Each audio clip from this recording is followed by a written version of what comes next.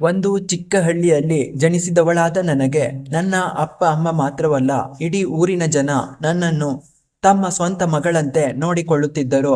ನಾನು ಹುಟ್ಟಿದ್ದು ಒಂದೇ ಮನೆಯಲ್ಲಿ ಆಗಿರಬಹುದು, ಆದರೆ ಬೆಳೆದದ್ದು ಇಡೀ ಊರಿನ ಪ್ರೀತಿಯಲ್ಲಿ. ಬೆಳಿಗ್ಗೆ ಮನೆಯಿಂದ ಹೊರಟರೆ ಸಾಕು, ಬಾ ಮಗಳೇ, ಊಟ ಮಾಡಿ ಹೋಗು, ಹೇಗಿದ್ದೀಯಾ ಎಂದು ಪ್ರತಿಯೊಂದು ಮನೆಯವರು ಪ್ರೀತಿಯಿಂದ ಕರೆಯುತ್ತಿದ್ದರು. ಯಾರ ಮನೆಯಲ್ಲಾದರೂ ಹಬ್ಬ ಇದ್ದರೆ ನಾನು ಇರಲೇಬೇಕು. ಯಾರ ಮನೆಯಲ್ಲಾದರೂ ದುಃಖ ಬಂದರೆ ಮೊದಲು ಓಡಿ ಹೋಗಿ ಸಮಾಧಾನ ಮಾಡುತ್ತಿದ್ದೆ. ಚಿಕ್ಕ ಮಕ್ಕಳಿಂದ ಹಿಡಿದು ಹಿರಿಯರ ತನಕ ಎಲ್ಲರಿಗೂ ನಾನು ಮನೆಯ ಮಗಳೇ ಆಗಿದ್ದೆ. ಹಬ್ಬ ಹರಿದಿನಗಳು ಬಂದರೆ ನನ್ನ ಸಂತೋಷವೇ ಬೇರೆ. ಬೆಳಿಗ್ಗೆಯಿಂದ ಸಂಜೆಯವರೆಗೂ ಒಂದೊಂದು ಮನೆಗೆ ಹೋಗಿ ಹಿರಿಯರ ಆಶೀರ್ವಾದ ಪಡೆಯುತ್ತಿದ್ದೆ. ಮಕ್ಕಳು ನನ್ನ ಜೊತೆ ಆಟ ಆಡುತ್ತಿದ್ದರು, ಅಕ್ಕ ಅಣ್ಣಂದಿರು ನಗಿಸುತ್ತಿದ್ದರು, ಅಜ್ಜ ಅಜ್ಜಿಯರು ನಮ್ಮ ಮಗಳು ಬಂದಳು ಎಂದು ತಲೆ ಸವರಿ ಆಶೀರ್ವದಿಸುತ್ತಿದ್ದರು. ನಾನು ಒಂದು ದಿನ ಮನೆಯಲ್ಲಿ ಇಲ್ಲ ಅಂದರೆ ಊರಿನವರಿಗೆ ಏನೋ ಕಳೆದುಕೊಂಡ ಭಾವನೆ, ಎಲ್ಲಿ ಹೋಗಿದ್ದಾಳೆ ಎಂದು ಎಲ್ಲರೂ ವಿಚಾರಿಸುತ್ತಿದ್ದರು. ಅಷ್ಟು ಪ್ರೀತಿ, ಅಷ್ಟು ಆತ್ಮೀಯತೆ, ಅಷ್ಟು ಮಮತೆ ನನ್ನ ಜೀವನದಲ್ಲಿ ಮತ್ತೆಲ್ಲೂ ಸಿಗಲಿಲ್ಲ. ಕಾಲ ಮುಂದೆ ಸಾಗಿತು. ನನ್ನ ವಯಸ್ಸು 28 ದಾಟಿತು. ನನ್ನ ನಂತರ ಹುಟ್ಟಿದ ಎಷ್ಟೋ ಹುಡುಗಿಯರು ಮದುವೆಯಾಗಿ ತಮ್ಮ ತಮ್ಮ ಮನೆಗಳಿಗೆ ಹೋಗಿಬಿಟ್ಟರು. ಆದರೆ ನನ್ನ ಮದುವೆ ಮಾತ್ರ ಪ್ರತಿ ಸಾರಿ ಯಾವುದೋ ಕಾರಣಕ್ಕೆ ನಿಂತು ಹೋಗುತ್ತಿತ್ತು. ಅಪ್ಪ ಅಮ್ಮನ ಮನಸ್ಸಿನಲ್ಲಿ ದಿನದಿಂದ ದಿನಕ್ಕೆ ಚಿಂತೆ ಹೆಚ್ಚಾಗುತ್ತಿತ್ತು. ಹೊರಗೆ ಧೈರ್ಯವಾಗಿ ನಗುತ್ತಿದ್ದರು, ಒಳಗೆ ಅವರ ಮನಸ್ಸು ಒಡೆದು ಹೋಗುತ್ತಿತ್ತು. ನಮ್ಮ ಮಗಳಿಗೆ ಒಳ್ಳೆಯ ಮನೆ ಸಿಗಬೇಕು ದೇವರೇ ಎಂದು ಪ್ರತಿದಿನ ದೇವರ ಮುಂದೆ ಕೈಮುಗಿಯುತ್ತಿದ್ದರು. ಆದರೆ ನನ್ನ ಚಿಂತೆಯೇ ಬೇರೆ. ಮದುವೆಯಾದರೆ ಈ ಊರನ್ನು ಬಿಟ್ಟು ಹೋಗಬೇಕು, ನನ್ನನ್ನು ಪ್ರೀತಿಸುವ ಇಷ್ಟು ಜನರನ್ನು ಬಿಟ್ಟು ಹೋಗಬೇಕು. ನಾನು ಬೆಳೆದ ಈ ಮನೆ, ಈ ಬೀದಿ, ಈ ದೇವಾಲಯ, ಈ ಮರಗಳು, ಈ ಜನ, ಇವರನ್ನೆಲ್ಲ ಬಿಟ್ಟು ಹೇಗೆ ಹೋಗಲಿ ಎಂಬ ಪ್ರಶ್ನೆ ನನ್ನ ಮನಸ್ಸನ್ನು ಕಾಡುತ್ತಿತ್ತು. ಕೊನೆಗೂ ದೇವರ ಕೃಪೆಯಿಂದ ಒಂದು ಒಳ್ಳೆಯ ಸಂಬಂಧ ಒಪ್ಪಿಗೆಯಾಯಿತು. ಆ ದಿನ ಅಪ್ಪ ಅಮ್ಮನ ಮುಖದಲ್ಲಿ ಹಲವು ವರ್ಷಗಳ ನಂತರ ನಿಜವಾದ ನಗು ಮೂಡಿತು. ಅವರ ಕಣ್ಣಲ್ಲಿ ನೆಮ್ಮದಿ ಕಾಣಿಸುತ್ತಿತ್ತು. ಇನ್ನು ನಮ್ಮ ಮಗಳ ಬದುಕು ಚೆನ್ನಾಗಿರುತ್ತದೆ ಎಂಬ ನಂಬಿಕೆ ಅವರಿಗೆ ಬಂದಿತ್ತು. ಮದುವೆಯ ದಿನ ಬಂತು. ಆ ದಿನ ನಮ್ಮ ಮನೆಯ ಅಂಗಳವೇ ಹಬ್ಬದ ಸಂಭ್ರಮದಿಂದ ತುಂಬಿತ್ತು. ಇಡೀ ಊರಿನವರು ಬೆಳಿಗ್ಗೆಯೇ ಮನೆಗೆ ಬಂದಿದ್ದರು. ಯಾರೂ ಬರಿಗೈಯಲ್ಲಿ ಬಂದಿರಲಿಲ್ಲ. ಲಡ್ಡು, ಹೋಳಿಗೆ, ಪಾಯಸ, ಜಿಲೇಬಿ, ಮೈಸೂರು ಪಾಕ್, ಚಕ್ಕಲಿ, ಹೀಗೆ ಪ್ರತಿಯೊಬ್ಬರು ತಮ್ಮ ಕೈಯಿಂದ ಒಂದೊಂದು ಸಿಹಿ ತಿಂಡಿ ಮಾಡಿ ಪ್ರೀತಿಯಿಂದ ಬಡಿಸಿದರು. ಅದು ಸಿಹಿ ತಿಂಡಿ ಅಲ್ಲ, ಅವರ ಪ್ರೀತಿಯ ಕಾಣಿಕೆ, ಅವರ ಆಶೀರ್ವಾದ, ಅವರ ಹೃದಯದ ಭಾವನೆ. ಮದುವೆ ಮುಗಿಸಿ ಬೀಳ್ಕೊಡುವ ಸಮಯ ಬಂದಾಗ ಅಪ್ಪ ನನ್ನ ಕೈ ಹಿಡಿದು ಮಾತನಾಡಲು ಪ್ರಯತ್ನಿಸಿದರು, ಆದರೆ ಗಂಟಲು ಕಟ್ಟಿಕೊಂಡಿತ್ತು. ಅಮ್ಮ ನನ್ನ ಮುಖವನ್ನು 2 ಕೈಗಳಿಂದ ಹಿಡಿದು ಮುದ್ದಾಡುತ್ತಾ ಅತ್ತರು. ಊರಿನ ಹಿರಿಯರು ಆಶೀರ್ವಾದ ಕೊಡುತ್ತಾ ಕಣ್ಣೀರು ಒರೆಸಿಕೊಂಡರು. ನನ್ನ ಜೊತೆ ಬೆಳೆದ ಸ್ನೇಹಿತೆಯರು ನನ್ನನ್ನು ಬಿಗಿಯಾಗಿ ಅಪ್ಪಿಕೊಂಡು ಅತ್ತರು.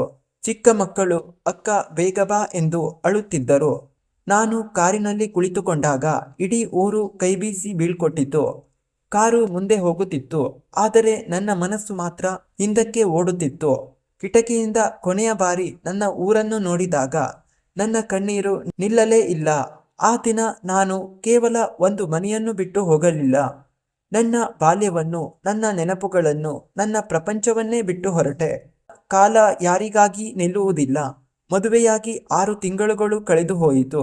ಹೊಸ ಮನೆಯ ಜವಾಬ್ದಾರಿಗಳು, ಹೊಸ ಸಂಬಂಧಗಳು, ಹೊಸ ಜೀವನ, ಎಲ್ಲವೂ ಚೆನ್ನಾಗಿಯೇ ಇತ್ತು. ಆದರೆ ಪ್ರತಿ ರಾತ್ರಿ ಮಲಗುವ ಮುನ್ನ ನನ್ನ ಮನಸ್ಸು ತವರು ಮನೆಯ ನೆನಪಿನಲ್ಲೇ ತೇಳುತ್ತಿತ್ತು. ಒಂದು ದಿನ ಅಪ್ಪ ಕರೆ ಮಾಡಿ ಹೇಳಿದರು, ಮಗಳೇ, ಈ ಹಬ್ಬಕ್ಕೆ ಮನೆಗೆ ಬಾ ಎಂದು. ಆ ಮಾತು ಕೇಳಿದ ತಕ್ಷಣ ನನ್ನ ಕಣ್ಣುಗಳು ನೀರಿನಿಂದ ತುಂಬಿದವು. 6 ತಿಂಗಳ ನಂತರ ಮತ್ತೆ ನನ್ನ ತವರು ಮನೆಗೆ ಹೊರಟೆ. ನಮ್ಮ ಊರಿನ ಗಡಿ ದಾಟುತ್ತಿದ್ದಂತೆ ನನ್ನ ಹೃದಯ ಜೋರಾಗಿ ಬಡಿದುಕೊಳ್ಳತೊಡಗಿತು. ಅದೇ ಹೊಳಗಳು, ಅದೇ ಮರಗಳು, ಅದೇ ದೇವಸ್ಥಾನ, ಅದೇ ಗಾಳಿ, ಎಲ್ಲವೂ ನನ್ನನ್ನು ಮತ್ತೆ ಮಗಳಂತೆ ಬರಮಾಡಿಕೊಳ್ಳುತ್ತಿದ್ದವು. ಮನೆಯ ಮುಂದೆ ಕಾರು ನಿಂತ ಕೂಡಲೇ ಯಾರೋ ಕೂಗಿದರು, ನಮ್ಮ ಮಗಳು ಬಂದಳು ಎಂದು. ಆ ಒಂದು ಕೂಗು ಸಾಕಾಯಿತು. ಕ್ಷಣದಲ್ಲೇ ಇಡೀ ಊರಿಗೆ ವಿಷಯ ತಿಳಿದು ಹೋಯಿತು. ಒಬ್ಬೊಬ್ಬರಾಗಿ ಅಲ್ಲ, ಗುಂಪು ಗುಂಪಾಗಿ ಎಲ್ಲರೂ ಓಡಿ ಬಂದರು. ಹೇಗಿದ್ದೀಯಮ್ಮ, ಸೊಸೆಯಾಗಿ ಬದಲಾಗಿ ಬಿಟ್ಟೆಯಲ್ಲ, ಸ್ವಲ್ಪ ಸಣ್ಣ ಆಗಿದ್ದೀಯಾ, ಸರಿಯಾಗಿ ಊಟ ಮಾಡ್ತೀಯಾ ಎಂದು ಎಲ್ಲರೂ ಒಂದೇ ಉಸಿರಿನಲ್ಲಿ ಕೇಳತೊಡಗಿದರು. ಅಮ್ಮ ಓಡಿ ಬಂದು ನನ್ನನ್ನು ಬಿಗಿಯಾಗಿ ಅಪ್ಪಿಕೊಂಡರು. ಅಪ್ಪನ ಕಣ್ಣಲ್ಲಿ ಸಂತೋಷದ ಕಣ್ಣೀರು ಮಿನುಗುತ್ತಿತ್ತು. ಮಗಳೇ ಎನ್ನುವ ಒಂದು ಮಾತು ಮಾತ್ರ ಅವರ ಬಾಯಿಂದ ಹೊರಬಂತು ಅಷ್ಟೇ. ನಾನು ಮಗುವಿನಂತೆ ಅತ್ತೆ. ಆ ದಿನ ಅಮ್ಮ ನನ್ನ ಇಷ್ಟದ ಎಲ್ಲ ಅಡುಗೆಗಳನ್ನು ಮಾಡಿದ್ದರು. ಒಬ್ಬೊಬ್ಬ ನೆರೆಮನೆಯವರು ತಮ್ಮ ಮನೆಗೆ ಕರೆಯುತ್ತಿದ್ದರು. ಇಂದು ನಮ್ಮ ಮನೆಯಲ್ಲಿ ಊಟ ಮಾಡಬೇಕು, ಇಲ್ಲ ಮೊದಲು ನಮ್ಮ ಮನೆಗೆ ಬರಬೇಕು ಎಂದು ಎಲ್ಲರೂ ಸ್ಪರ್ಧೆ ಮಾಡುತ್ತಿದ್ದರು. ಚಿಕ್ಕ ಮಕ್ಕಳು ಮತ್ತೆ ನನ್ನ ಕೈ ಹಿಡಿದು ಆಟಕ್ಕೆ ಕರೆದುಕೊಂಡು ಹೋದರು. ಹಿರಿಯರು ಆಶೀರ್ವಾದ ಮಾಡಿದರು. ಸ್ನೇಹಿತೆಯರು ಹಳೆಯ ನೆನಪುಗಳನ್ನು ನೆನೆದು ನಕ್ಕರು. ಆ 6 ತಿಂಗಳ ಅಂತರವೇ ಇರಲಿಲ್ಲ ಎಂಬಂತೆ ಎಲ್ಲವೂ ಮತ್ತೆ ಮೊದಲಿನಂತೆಯೇ ಅನಿಸಿತು. ಆಗ ನನಗೆ ಒಂದು ಸತ್ಯ ಅರ್ಥವಾಯಿತು. ಹೆಣ್ಣು ಮದುವೆಯಾಗಿ ಬೇರೆ ಮನೆಗೆ ಹೋಗಬಹುದು, ಆದರೆ ತವರು ಮನೆ ಅವಳನ್ನು ಎಂದಿಗೂ ಪರಕೀಯಳಂತೆ ನೋಡುವುದಿಲ್ಲ. ಅವಳು ಎಷ್ಟೇ ವರ್ಷಗಳ ನಂತರ ಬಂದರೂ ಆ ಮನೆಯ ಬಾಗಿಲು ಅದೇ ಪ್ರೀತಿಯಿಂದ ತೆರೆದುಕೊಳ್ಳುತ್ತದೆ. ಅಪ್ಪನ ಕಣ್ಣುಗಳು ಅದೇ ಮಮತೆಯಿಂದ ತುಂಬಿರುತ್ತವೆ. ಅಮ್ಮನ ಮಡಿಲು ಅದೇ ಬೆಚ್ಚಗಿರುತ್ತದೆ. ಊರಿನ ಜನ ಅದೇ ಹೆಮ್ಮೆಯಿಂದ ಹೇಳುತ್ತಾರೆ, ಇವಳು ನಮ್ಮ ಊರಿನ ಮಗಳು ಎಂದು. ಆ ಕ್ಷಣದಲ್ಲಿ ನನಗೆ ಅನಿಸಿತು, ಸ್ವರ್ಗ ಎಲ್ಲೋ ಆಕಾಶದಲ್ಲಿ ಇಲ್ಲ, ಅಪ್ಪ ಅಮ್ಮ ಕಾಯುತ್ತಿರುವ ತವರು ಮನೆಯ ಬಾಗಿಲಲ್ಲೇ ಇದೆ ಎಂದು. ತವರು ಮನೆಗೆ ಹಿಂತಿರುಗಿದಾಗ ಸಿಗುವ ಆ ಒಂದು ಅಪ್ಪುಗೆ, ಆ ಒಂದು ಮಗಳೇ ಬಂದೆಯಾ ಎಂಬ ಮಾತು, ಆ ಒಂದು ಕಣ್ಣೀರಿನ ಹನಿ, ಇವುಗಳಿಗೆ ಈ ಲೋಕದಲ್ಲಿ ಯಾವ ಸಂಪತ್ತು ಸಮಾನವಾಗುವುದಿಲ್ಲ.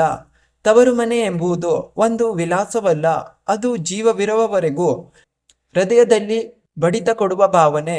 ಸ್ನೇಹಿತರೆ, ಈ ಕತೆ ನಿಮಗೆ ಇಷ್ಟವಾಗಿದ್ದರೆ ಲೈಕ್ ಮಾಡಿ, ಶೇರ್ ಮಾಡಿ. ಇನ್ನಷ್ಟು ಮನಮುಟ್ಟುವ ಕತೆಗಳಿಗಾಗಿ ಸಬ್ಸ್ಕ್ರೈಬ್ ಮಾಡೋದನ್ನ ಮರೆಯಬೇಡಿ. ಧನ್ಯವಾದಗಳು.